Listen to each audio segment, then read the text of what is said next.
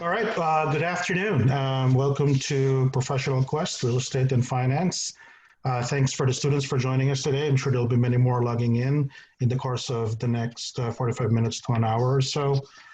So today we have a pretty good panelist of people to tell us about uh, careers in real estate and finance. Allow me to introduce myself. My name is Eric Mary Bojic. I'm the director for the Center for Real Estate here at the School of Business. So for those of you that don't know us, we're the schools and the university's platform for real estate education and collaboration with real estate organizations. We have a master's program in real estate development, if that's something you're interested in at some point in your careers. But feel free to reach out to me. My email is rmariboj@gmu.edu in case you want to talk to me afterwards. But, we want to start off our panel today. First, I'd like to make a round of introductions. So joining us today, four senior real estate executives from various real estate organizations and finance organizations. So I'd like to introduce Sadhvi Subramanian. She's the Senior Vice President for Commercial Real Estate Banking at Capital One. And we're also joined by Jennifer Burns, the Senior Vice President of Property Management and Operations for Monday Properties. Roy Barnett, the Group President for Acquisition, Planning and Development of Van Meter Companies. And Alyssa Curry Briggs, Executive Director of Commercial Real Estate for FVC Bank. And we'll have them introduce themselves and their organizations to you in the next couple of minutes. So I guess let's go ahead and start the panel. So my first is a general question for everybody. Please describe your organization to the students, a little bit about your career path to give them an idea of how you got where you were and things along the way. And finally, what skills and attributes do you look for in who you hire and who you like to work with? Maybe we'll start with Jennifer. Sure. Hi, everybody. So I'm a proud alumna of George Mason University. I graduated in 2006. And so I work for Monday Properties, which is a large commercial real estate firm. We own and operate, about 18 buildings in Northern Virginia and about 4.5 million feet of office buildings. We also own and develop some multifamily properties throughout the United States. And then we asset manage in an ownership partnership buildings in California. So I oversee the largest platform within our organization of operational business units. So that includes our property management group, our engineering, our parking company, and construction company. So it's 75 to 80 employees. And so I started with this company 9 years ago, but I've been in commercial real estate for about 17 years and kind of had a different career. I started in residential property management and then worked my way into commercial property management. I've held a lot of different roles throughout that time. How did you land in the real estate business? So funny, when I was an undergraduate, I wanted to move off campus. And so I got a job at an apartment building through Charles E. Smith, Vornado, and started working there as an accountant, and then worked my way kind of through that in residential into commercial property management, and ended up where I am today. Okay, cool. Roy? I'm Roy Barnett. I'm Group President of Acquisition, Planning, Development for the Van Meter Companies. The Van Meter Companies, maybe some of you are even staying in one of our apartments. We manage over 6,000 apartments a day, and we own over 4,000 in the Washington metropolitan area, mainly in Northern Virginia and DC. The Van Meter Companies is a full-service real estate company, and the fact that we pride ourselves in going from the very young to the very old in our various product lines, whether it's a child care center or up to an active adult community. Our building company, our building program is about 500 to 600 homes a year on that side of the house. As I said, in the property management side, 6,000 residential units right now, and over 1.2 million square feet of commercial spaces in our portfolio for management. And we are one of the few building companies that also has our own manufacturing supply company. It's located up in Winchester, Virginia, and we manufacture many of the large components for our home building operation. We also have a financial services arm as well as an arm with title and closing. So overall, I think we're over 600 employees today. Didn't get the latest count based on where we are with the pandemic. How did I get in this career? I don't know. I sort of question myself every day how I got here. I started out on the construction side, construction infrastructure, right out of school, learning how to build things in the field.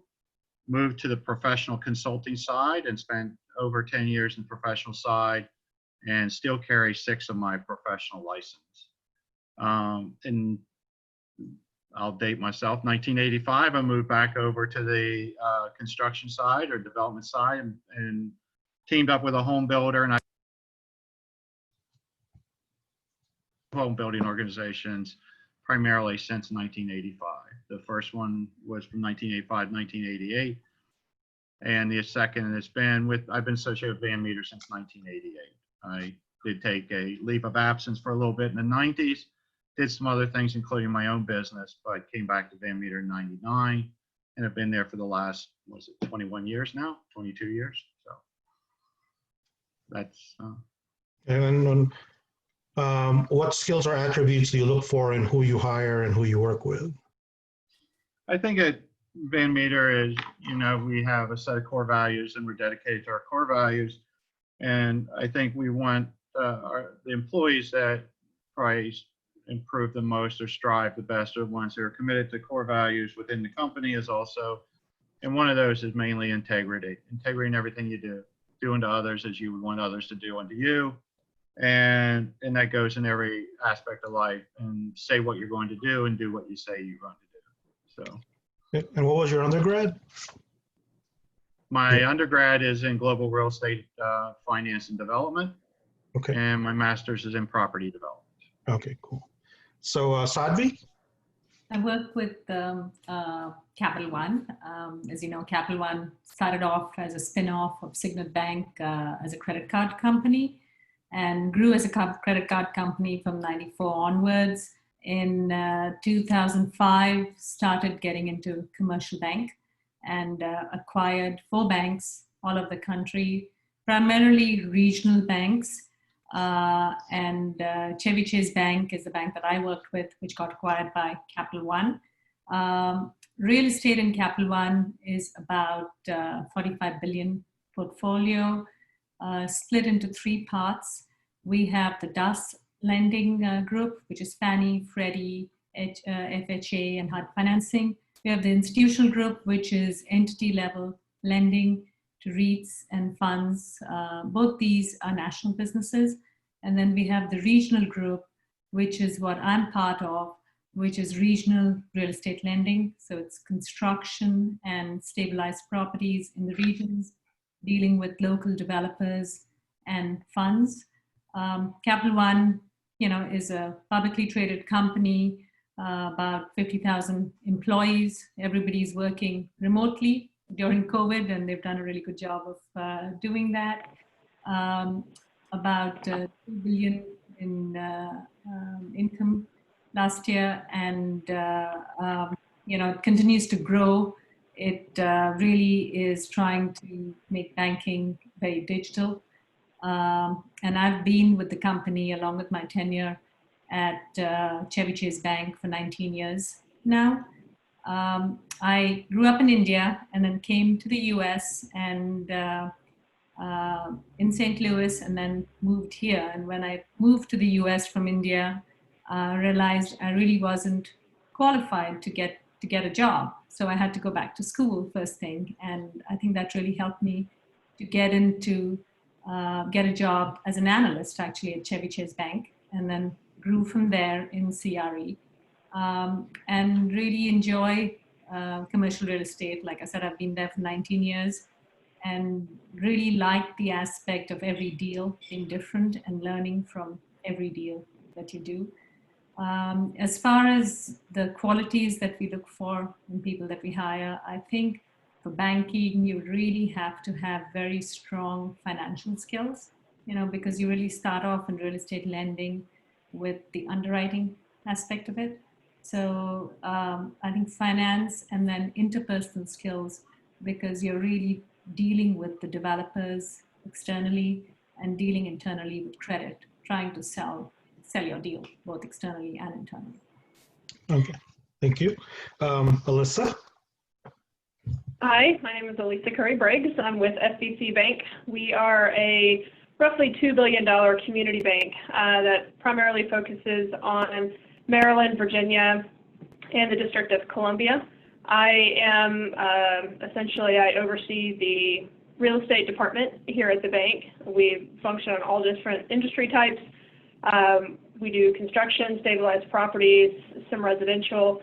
So we really have our hands in the mix, but our typical client is one that's going to be more of your local company that might either be just starting out or have grown to need multiple banking relationships throughout the region. We really focus on being team players, of hiring the people that we feel like can sort of integrate into the banking culture that we have. We run really fast. We run really hard. We grow at about 20 to 25% a year, and that's a pretty good clip for a bank to be growing. So we look for the people that are hard workers, they're self-starters. As Roy mentioned, integrity is a big piece of our culture. Humility, to be able to learn and grow and expand yourself. So those are all qualities that we're probably focused on, because we need to know that we can trust our team to do the right thing, to make decisions and to make good decisions that are going to both benefit themselves and the bank. I got into real estate lending almost by fluke. I started off in banking. I went through the commercial banking training program at SunTrust. Went through that program, ended up in commercial and industrial banking for a number of years. Bounced into government and nonprofit for a while, and then sort of found a niche within real estate because I enjoyed the diversity of it, of every deal being slightly different. And I enjoy being able to watch something grow and develop through a neighborhood, whether it be new construction, ground up, or just the transformation that happens when folks come in and invest a portion of money into an area and revitalize it. So that sort of attracted me to it and got me hooked. So I guess our next question is, can you tell our students what kind of entry-level jobs are available in your company or in your particular field within real estate and finance? Maybe this time around we'll start with Roy. Well, I think First Van Meter runs a strong internship program. I believe this year we have, even with everything being virtual, we have 10 to 12 interns to familiarize mainly college students. In fact, one of the interns is from George Mason, at least one of them, to introduce them to Van Meter and the real estate industry in general. From an entry-level job position, yeah, in real estate, especially within Van Meter, we have so many different silos, if you will, or different organizations within the organization, that whether it's in our property management divisions, coming in as a leasing agent or assistant leasing agent, probably more coming in as an assistant, working with leasing, or somebody coming into our sales and marketing, starting out in our marketing team, working there, or in our property management group on the maintenance side. Those are the skills that they have as well. We also, like I said, have our manufacturing plant, Winchester, which provides a lot of opportunities for the entry-level persons coming into the into the real estate industry. Okay. Sadhvi? We have an internship program as well, and we actually go into colleges and recruit. I don't think we recruit at JMU as yet, but I think we're looking to, go there. We also have the bank analyst program, which is a really good way to get into the bank. It's a rotational program for 18 months. And again, right out of college. And you rotate through 3 divisions in the bank, one of them being risk or credit. And I think it builds a pretty strong base for most young people coming in. And also if you get hired through that, it's tough. It's a tough recruitment process, but if you get hired into the company through that process, your career trajectory is much quicker than just going out and getting hired outside that program, because they really take you in and train you in the ways the bank likes to get things done. And you end up probably getting hired at the end of the internship into one of the divisions that you worked in. Okay. Alyssa? So our entry-level positions on the real estate side are really more in the analyst role. We usually will bring entry-level folks in so that we can sort of build them from the ground up. They come in really beginning some entry-level underwriting, getting a feel for the credit criteria that we're really looking for in terms of structuring a deal. They'll work fairly closely with the lending team in terms of moving that through the process and have a bird's eye view of moving that into the officer's loan committee where it gets approved, or at a lower level depending on the size of the deal. So we try and get them sort of hands-on involved and asking the right questions right out of the gate, so that then ultimately you can move up through either into the portfolio management role or into the lending role. Okay, and finally, Jennifer? So similar to Roy, Monday Properties has a lot of different silos and different departments. And so, we do offer an internship program. I have 2 interns right now working in property management and then also in our parking company. And so we offer an opportunity to sort of understand, the different aspects of our divisions. One of the things that we typically see at an entry level would be, an analyst position in either our acquisitions or our leasing department, or in the property management group, you may be like a tenant coordinator, an assistant property manager, sort of learning and understanding and setting a foundation. We often find that some people may start in those departments and then end up in acquisitions or leasing. And that's one of the nice things about being an owner operator, is that we're able to offer exposure to a lot of different facets of the CRE world, because we have all of those services integrated and offered through our portfolio. Okay. And I have some questions that I'll probably just refer to either one or two of you. One question for the students is how does one find opportunities in this industry, either as internships or as entry-level jobs within organizations? What do you suggest the students do in order to find out where the opportunities are and how they can apply? Maybe I'll start with Sadvi.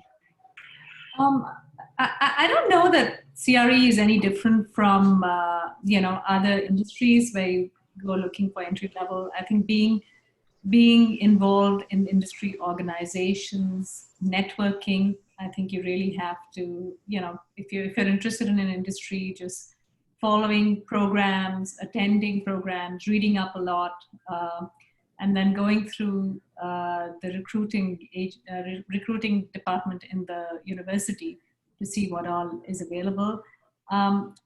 Again, I think internships are really, really critical. And again, I don't know that there are as many available on the CRE side as they are in finance. So even if you get an internship in finance to get into banking, that generally helps, because we're looking for very strong finance skills, even in the CRE lending division.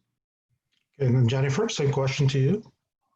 Certainly. So, echoing the same sentiments, being involved in, the real estate organizations, reaching out to people like yourself, Eric, and, kind of understanding what firms and companies, may be in your network and what opportunities may be available. There are professional organizations such as the Institute of Real Estate Management and AOBA, specific to kind of property management and commercial real estate, that also connect people that are looking for internships or sort of entry-level roles in organizations such as ours. And so I think really, talking amongst yourselves, with your advisors, and then also kind of getting in touch with people in the industry is going to be really helpful to find some of those opportunities that aren't as publicly advertised. Okay. Thank you. Next question, I guess. What do you find most rewarding about your work? Aside from a stable paycheck, what do you value growing up as your career progressed? What are the things you find most rewarding from the real estate experience? Maybe we'll start with Roy. My greatest joy is to go back and look at projects that I've been involved with over the years, and whether that's a single family home or a group of homes or just communities that we've developed over time. I was in charge of planning communities still today's world, we don't have too many planned communities, but back in early days, I was in charge of our Broadlands planned community, which was over 4,000 units today, residential units today, a couple million square feet of commercial. And just watching the project grow from infancy up to complete build out of the community and being able to drive through and take enjoyment from what did your original vision come out to be what you wanted it to be. And whether that's a planned community or a group of cottage homes in Kentlands, which I did early in my career. So I like looking at those. Yeah. Alyssa? Yeah, I can't say it's too different from what Roy just said. I really enjoy listening to the developers, seeing their vision and their dream for something that might not look very nice on the outside at the moment, but once they finish with it, will become something that is a joy to the community, whether it be the tenant that goes into that place or, you know, sometimes it's an owner-occupied building and what they do there. I think there's just a lot of creative juices that flow throughout the real estate community here, and I just enjoy seeing the transformation in each of the areas that we focus on. I certainly would agree with both of you that, you know, it's a career that has a lot of skill, but a lot of creativity. And given that it's also something that you build, it's something tangible to look back upon in terms of your achievement or your contribution to the achievement of developing something. That's definitely something a lot of people like about the industry, either as a builder or lender or some other part of it. If, you know, looking at our college students, what skills do you suggest that they focus on in school, or if they're recent graduates, that they can develop through additional study? What other things do you suggest for students that are still in college that they can do in addition to just going to the classroom and acquiring skills like extracurricular activities and things of that nature? Are there things that you would recommend that they do that will make them successful in real estate and finance? Maybe we start with Jennifer.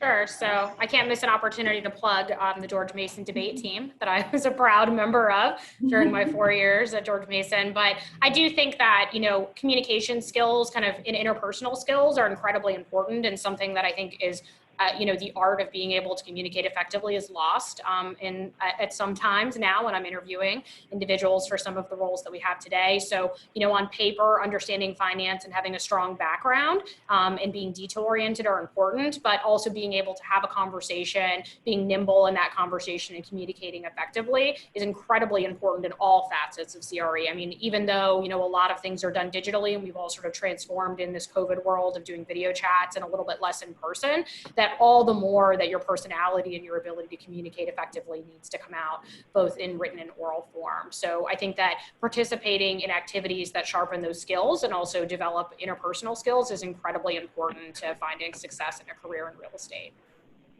Advi? Yeah, I would echo what Jennifer said. I also think that it's really important to figure out what industry organizations out there. Many of them have, you know, low-cost memberships for students. You know, I don't know if ULI or CREW offer something for students. And if they do, I think those are really worth doing and getting into and trying to go there and, you know, make some connections or just listening to people who are experts in their field talking about different things. I think it opens up a totally different perspective versus sitting in a university classroom and listening to a lecture, because you're really listening to real world things that are happening. And I think constantly educating yourself, honing your skills, learning new skills, even if it's not directly connected to real estate, like let's say, you know, coding, it's not connected to real estate, but that's something every young person is going to have basic knowledge on. So just growing your skills and expanding your horizons, I think at this stage, because it's very early in your career, and you may think you want to go into real estate, but that may not be where you end up. A lot of us study things and don't end up what we studied, you know, doing what we studied. So I think it's really expanding your horizons, looking at just being inquisitive and curious about different things and making connections. So I just think education, networking, and taking calculated risks. You know, doing things that kind of push you outside your comfort zone a little bit. Alyssa, go ahead. Well, I would say critical thinking is a skill to try and focus on and develop, especially if you do pursue sort of the analyst role, the lending role, the financial role, even with a developer. You know, it's looking at sort of a risk-based approach, and you know, what can go wrong. Having a mitigant for that. It's thinking through all of the aspects of the deal beyond what's just on the surface, and developing that skill of critical thinking, I think, is imperative in conjunction with the communication and all of the other things that were mentioned prior. Okay, and Roy? I think echo what the team has said is that I think today's world, one of the critical factors is having a solid background in data analytics to be able to do the financial modeling, the risk analysis that we all need to look at in today's world. I think the other areas is technology.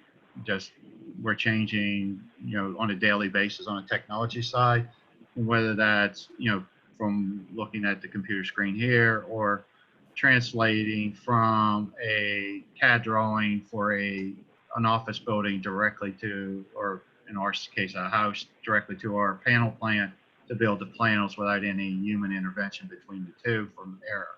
So we're really looking at technology and how you do that transfer of information from drawing to the field, and also how you transfer marketing data from first contact through delivery. The other part is, in my world today, is community engagement, knowing how to work with the communities. Almost every real estate project involves working through some approval process, which normally requires you to work with the community in some aspect. And then lastly, I think we're seeing more and more is not to become a lawyer, but to have some basic legal background in real estate, especially in the real estate area. Just to follow up, I think it's been mentioned here a couple of times of being active in groups. So for those that are interested, some of the groups in Northern Virginia are NAIOP Northern Virginia, Urban Land Institute has been mentioned a couple of times, CREW, which is Commercial Real Estate Women. And so there's a lot of these organizations that are open to student memberships or young professional memberships that could be beneficial to a lot of you listening today. So next question is around work-life balance. Can you tell us a little bit about what a typical, work day or work week entails for your staff, and a little bit about is work-life balance something that people should be aware of when they're working in such a diverse field like real estate? Jennifer? Sure. So, personally and professionally, this is a challenging question. I have a 9-month-old and a 5-year-old. So, as we've been quarantining at home, working from home was a little challenging with 2 kids. So, we have, as I said, a variety of different, facets of the organization. So, I find myself kind of having different departments doing different things. We had people working from home. We've had departments that worked continuously through this pandemic.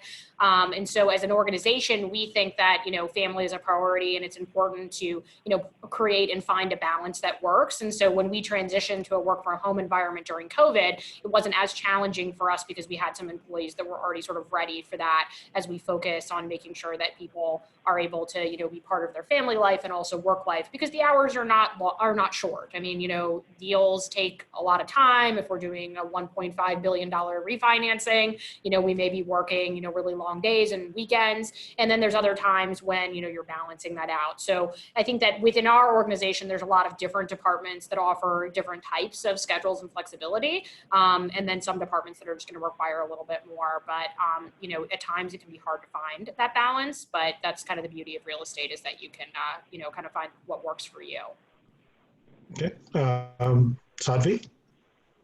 I think it's really important to have work-life balance. And I think that's one thing about Capital One. They really let you do that. They let you have that, as long as the work is done.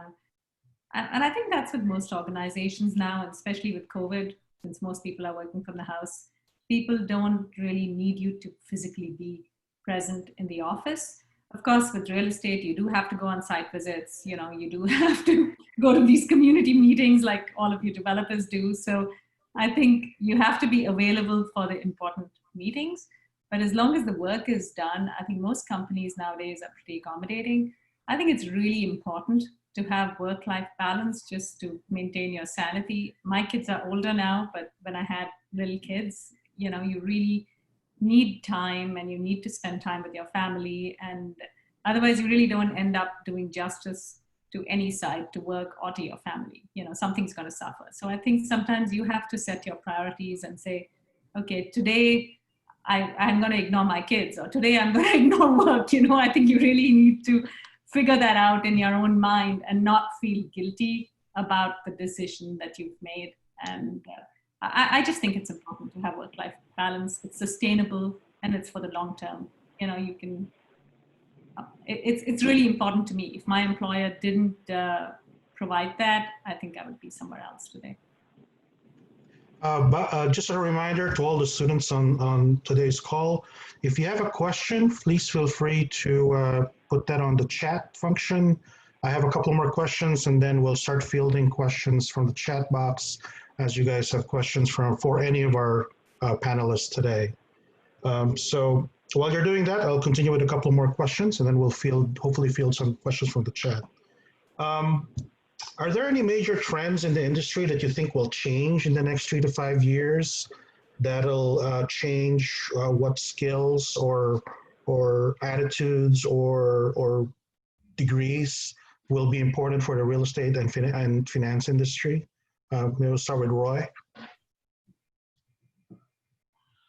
I think in the construction industry, the biggest change that's basically in its infant stages, but it's moving forward. And there are some that say that if you're not caught up in 5 years or you're not working in some sort of modularization, either factory build or modularization of different components of a building.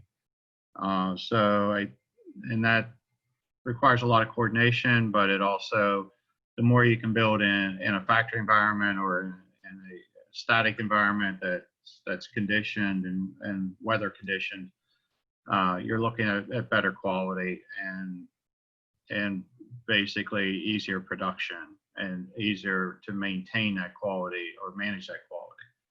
So I think that's one of the biggest trends is we're going to be moving towards modularization or some component of factory built, whether it's units that fit together like building blocks or Legos, or whether it's an entire house.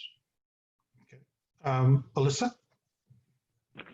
I think technology is the biggest thing that's going to impact the financial services industry. Right now, we have a lot of fintech companies that are coming in providing services. And banking, as we've traditionally known it, sort of the big stodgy desks and people coming to you, has already changed, but now it's going to be a little bit different.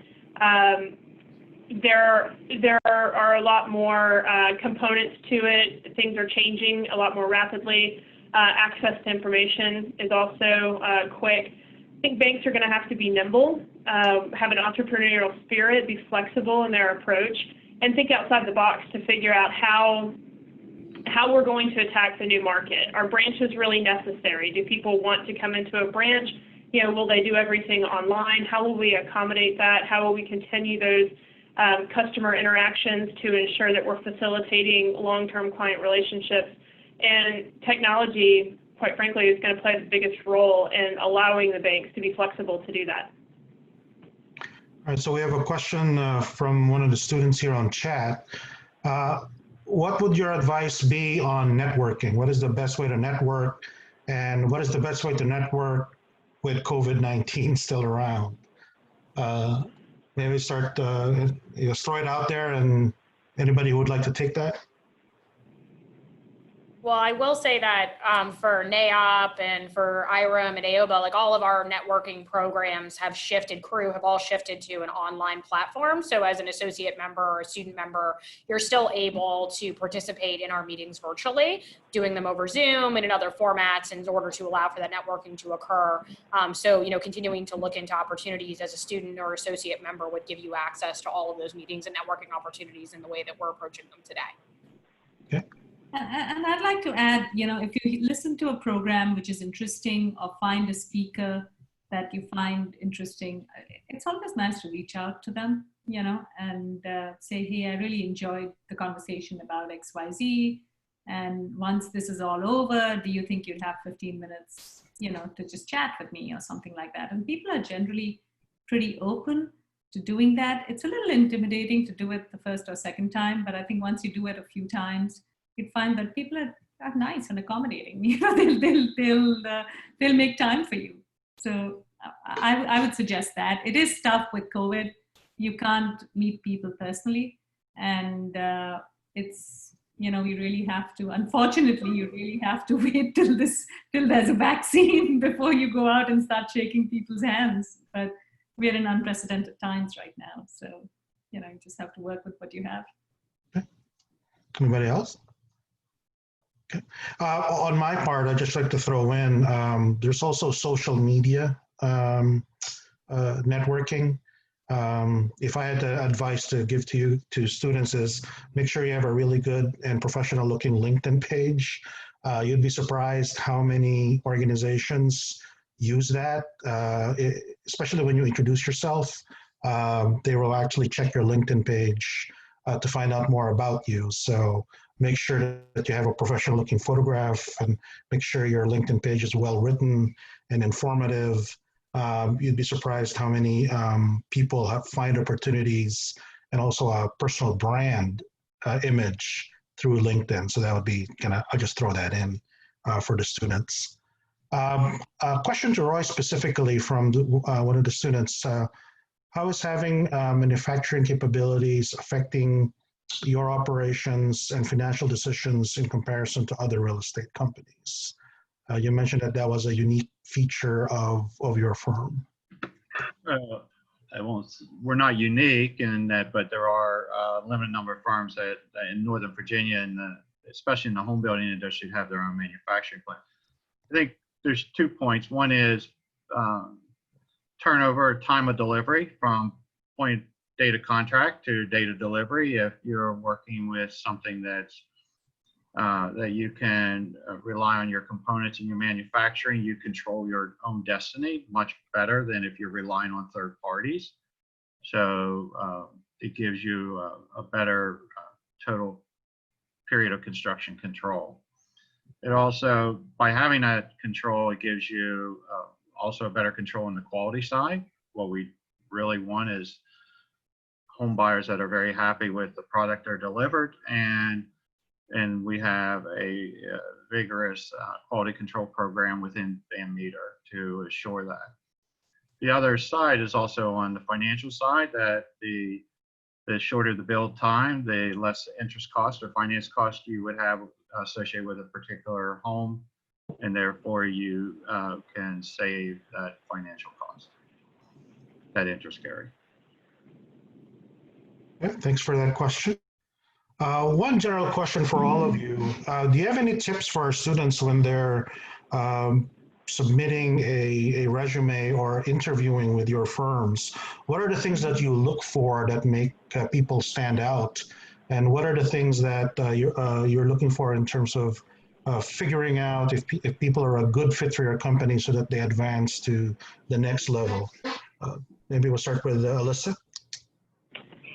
Well, the first thing I look for is details within the resume. I want to make sure that the words are spelled correctly and that the sentences make sense. And I know that seems fairly simple, but you would be amazed at the number of resumes that you get that someone's looked at 30 times and they start missing one of the spelling errors that's in there.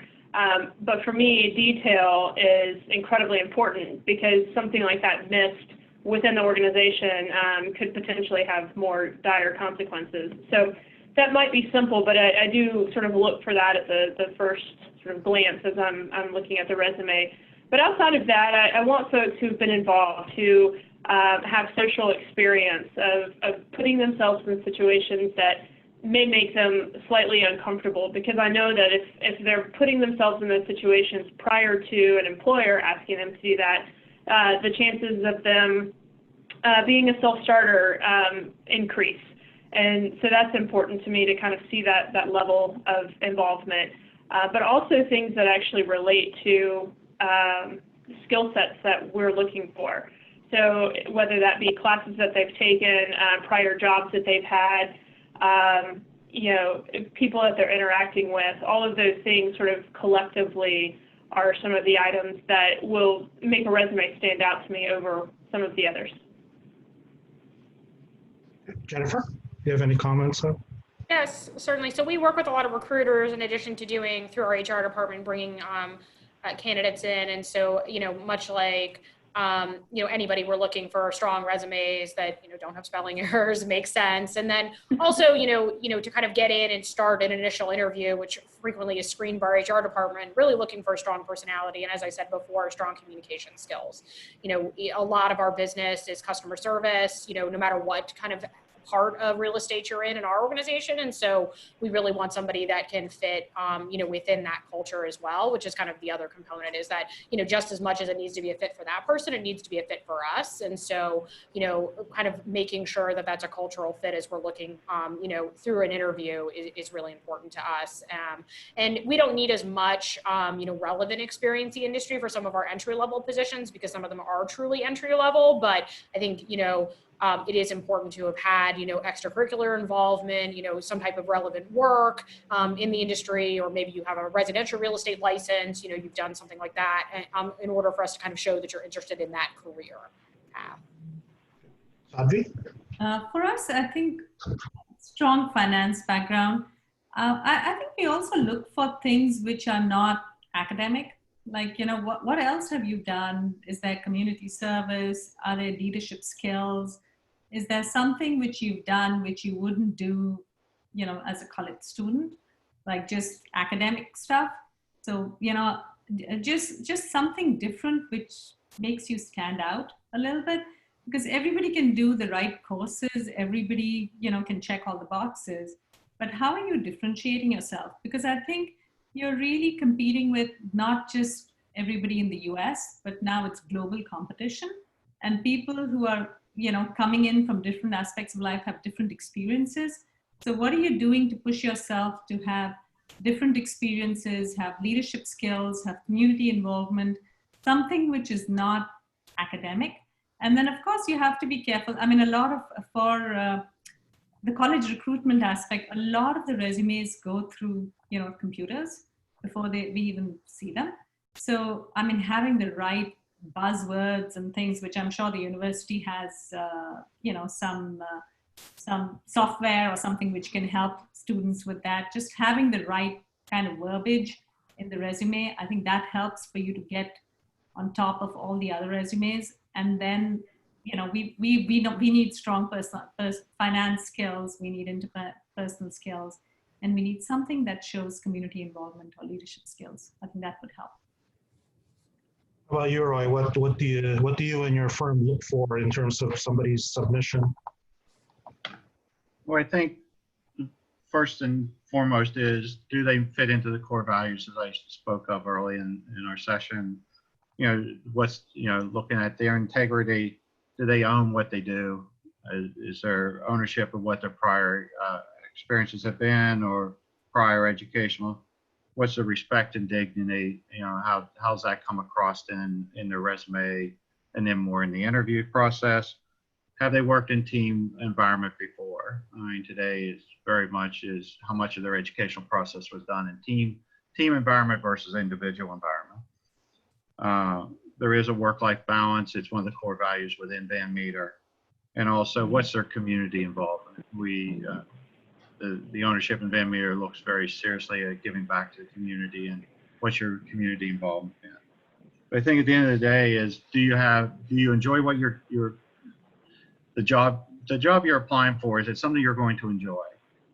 because you need to do what you enjoy. And do you have the enthusiasm to join the team and prevail in that position?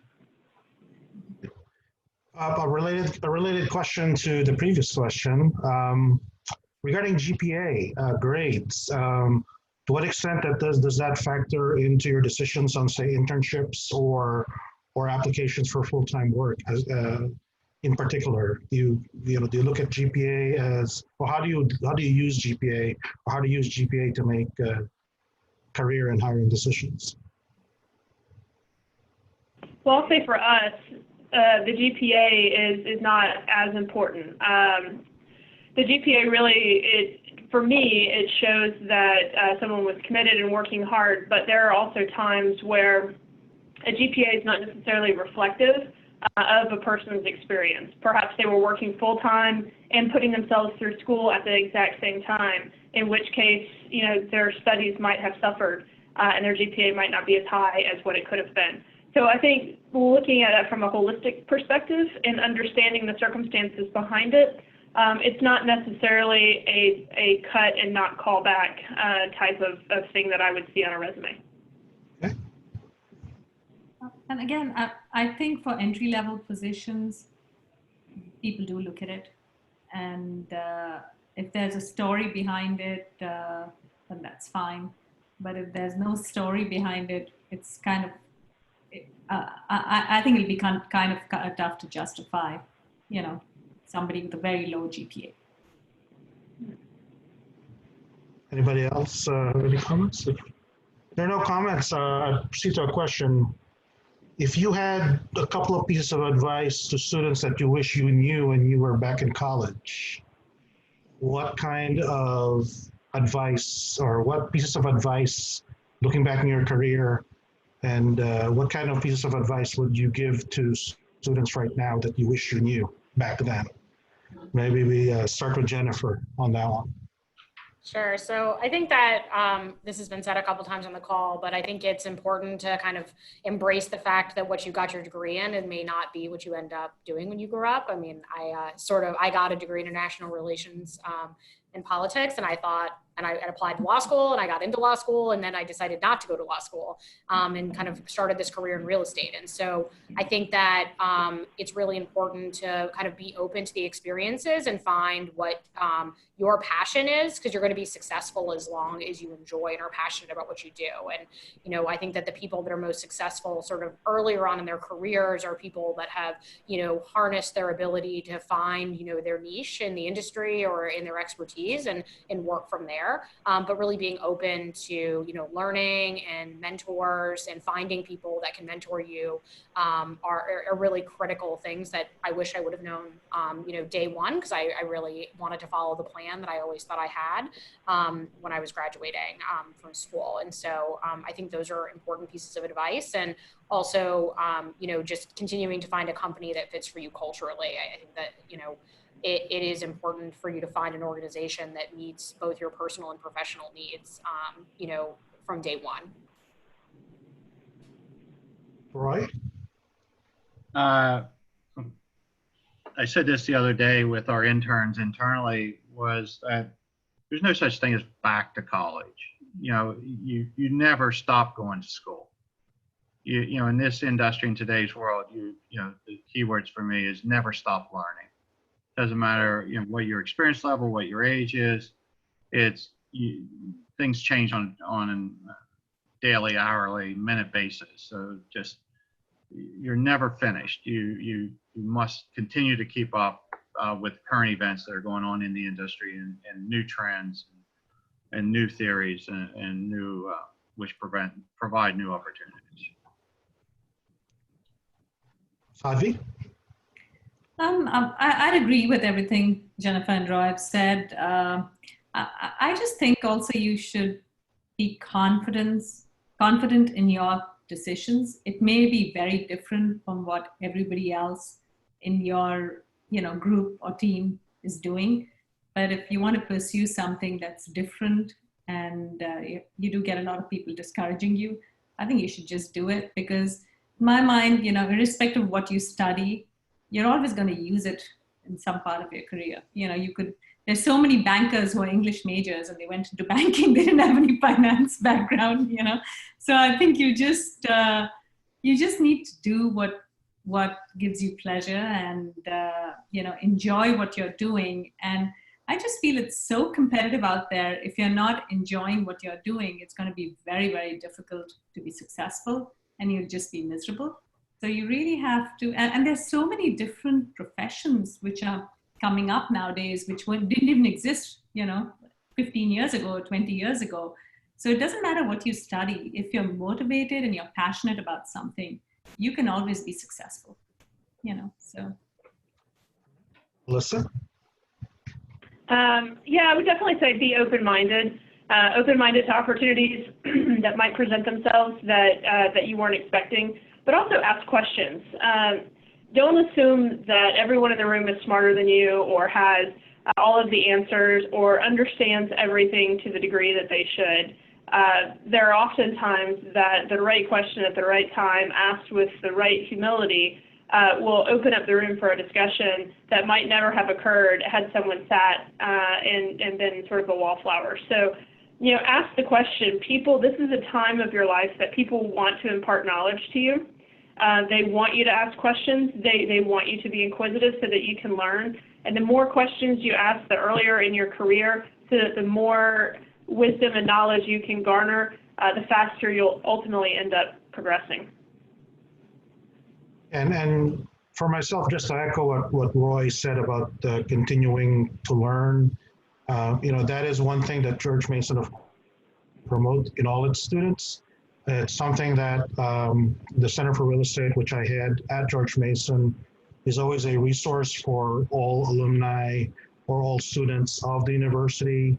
You know, we do offer opportunities for you to learn beyond your undergraduate degree in terms of events that we put on to educate and also to connect you with some of the organizations that have been mentioned here today. So, you know, feel free to reach out to the Real Estate Center at the School of Business if we can help with any of the advice that our speakers have given here today. It's one of the roles that the center plays and one of the benefits that you have for going to George Mason University. So unless there are any other questions from, oh, there is one more question. Okay, then maybe we'll end with this one.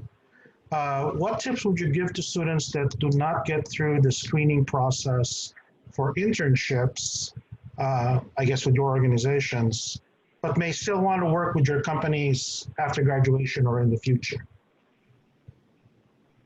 I think keep at it, keep applying, keep making connections, and ultimately, you know, you'll end up working there. It may take 1 year, it may take 5 years, you know, but you'll get there if you really want it bad enough. You know, make the right connections, and I don't know. What about the others? What do you think? Okay. I would say definitely, you know, find a connection. Find someone that you can get introduced to that's within the company that can advocate on your behalf, that really can sort of lift you up and put you in touch with the right people. If you really want to work somewhere, don't give up. There's always a way, but the path to get there might look a little different from what you initially expected. Jennifer or Roy, any last words? I would concur with what has been said, and I would say there's always a way to get in, you know, to find an entry direction into a company, as you said, whether it's finding another connection within the company or just be willing to take a very entry-level position and work, show your abilities once you're inside the door. I go back to my first job, which was carrying stones for a stonemason. That's how I started my construction career. So. All right. Well, we're at 3 o'clock. If there are no other questions, I, you know, would, on behalf of Carrie Willigan and Caleb and all staff at the Office of Career Services at the School of Business, and on behalf of the entire School of Business, I'd like to thank our panel today, Jennifer, Alyssa, Sadvi, and Roy. Thank you for spending the last hour with us and our students online. And, you know, thank you everybody for participating. and, be safe. Thank you. Thank you. Thank you. All right, thank you. Bye.